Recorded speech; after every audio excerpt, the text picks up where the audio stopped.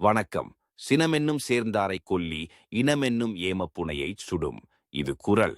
இதன் பொருள் சினங்கொண்டவரை அழிக்கக்கூடியதாக சினமென்னும் தீயே இருப்பதால் அது அவரை மட்டுமின்றி அவரை பாதுகாக்கும் தோணி போன்ற சுற்றத்தையும் அழித்துவிடும். இதுதான் அதிகாரத்தில் இருப்போர் தெரிந்து கொள்ள வேண்டியது. தண்டிக்கும் அதிகாரத்தில் இருக்கும் காவலர்களுக்கு யாரையும் அடிக்கும்போது அவர்களுக்குள் பல்வேறு மாற்றங்கள் நேர்கின்றது. ஒருவனை அடிக்கும்போதுதான் பெரியவனாக விஸ்வரூபம் எடுப்பதாகவும் அடிவாங்குபவன் மிக கேவலமான புழுவாக மாறுவதாகவும் உணர்கிறான். தானே தர்மதேவன் என்று நினைக்கத் தொடங்குகிறான். அடி வாங்குபவனின் கூச்சல் இவனுள் டோப்பமின் என்ற சந்தோஷ ஹார்மோனை சுரக்க வைக்கிறது. இந்த மிருகவெறி தன் குடும்பத்தின் எதிர்காலத்தையே கண்களில் இருந்து மறைக்கிறது.